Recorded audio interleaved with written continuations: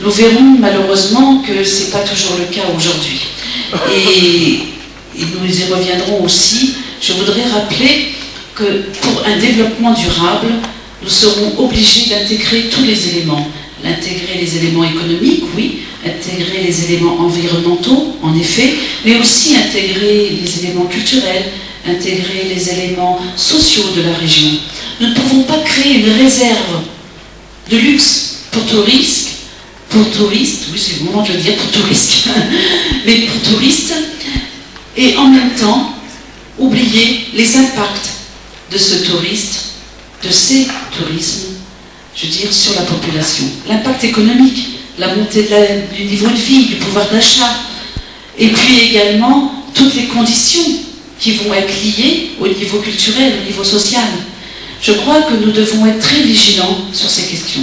Et je crois que le débat que nous allons avoir aujourd'hui sera justement très fructueux parce que nous aurons la possibilité de reprendre comment cette loi littorale en France a géré, a organisé, a intégré toutes ces notions dans la notion de développement pour que ce développement soit un développement durable. Si je me suis permis de citer quelques outils juridiques, c'est en réalité pour vous montrer que tout cela nécessite une volonté politique. Un outil juridique voté au Parlement, et c'est la parlementaire qui vous parle, ne peut se faire que s'il y a une volonté politique. Et cette volonté politique est nécessaire, elle est indispensable pour préserver aujourd'hui, que ce soit notre pays, notre région ou notre littoral. Car ce qui se passe aujourd'hui à Saïdia, ce qui se passera demain à l'Océima, on adore, ou bien encore ailleurs, et Saoura, Agadir, Tanger, je ne sais pas, eh bien, c'est tout le pays lui-même qui risque son avenir, qui risque pour nos générations futures, pour nos enfants, je veux dire, qui risque malheureusement d'être bradé, qui risque aussi, parce qu'il y aura des impacts sur l'écosystème, sur la vie des animaux, vous savez, les espèces d'oiseaux. On n'est pas là, bien sûr, que pour protéger, comme disaient certains, quelques tortues, mais nous sommes là aussi pour les protéger. Et nous sommes là aussi,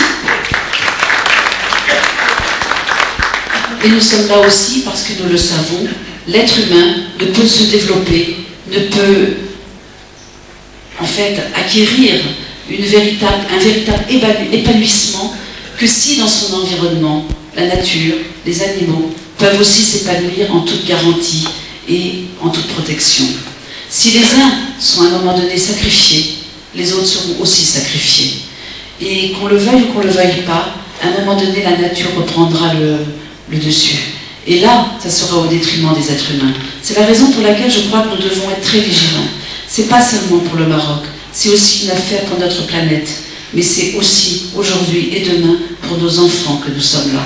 Car cette planète, nous l'empruntons et c'est l'héritage que nous allons donner à nos enfants et à nos petits-enfants. Et si nous la détruisons, eh bien cet héritage est un héritage que nous allons malheureusement bafouer, que nous allons nier et qui sera peut-être en fin de course, en fin de parcours, je veux dire la mort de tout être vivant, la mort de la nature, mais l'homme, la femme font partie de cette nature, ne l'oublions pas. Donc, je pense, pour ne pas être trop longue, puisque nous ne sommes qu'à l'introduction et au moment de bienvenue, je souhaiterais simplement dire, oui, il y a une responsabilité politique, et je suis contente que les autorités politiques et les autorités étatiques soient représentées, que les ministères soient représentés. Oui, il y a une responsabilité citoyenne et les associations sont représentées, associations françaises qui travaillent avec le Maroc, associations espagnoles, portugaises, italiennes, associations marocaines surtout, car c'est les premiers concernés et c'est à eux que revient l'enjeu, l'avenir et la responsabilité de demain. Et puis la responsabilité historique, je crois que nous en avons besoin, elle doit rester dans nos têtes. Enfin, une dernière réflexion quand même, simplement pour vous dire ce qui s'est passé il y a 50 ans en Europe, où on a développé grâce à un bétonnage de toutes les côtes, que ce soit autour de Montpellier, la Côte d'Azur ou bien l'Andalousie, eh bien aujourd'hui ne faisons pas la même erreur au Maroc. Ne faisons pas la même erreur. Aujourd'hui,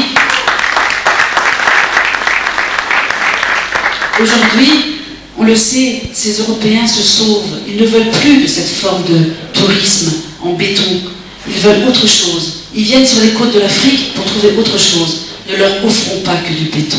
Merci.